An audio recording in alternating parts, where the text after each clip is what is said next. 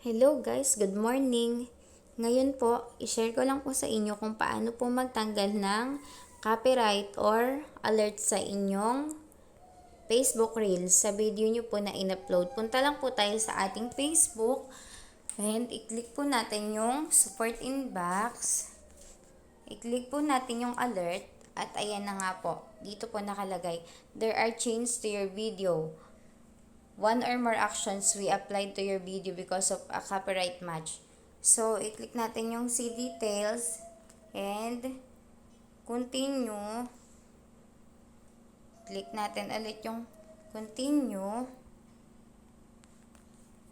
Continue ulit. Then, remove the video. Continue.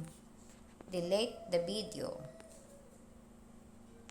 And, ayan guys, your video was removed.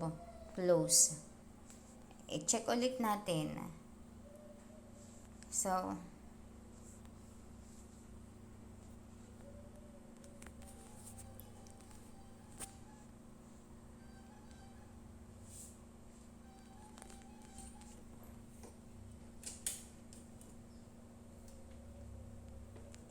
ayan na guys, wala na siya. Yan lang po. Thank you.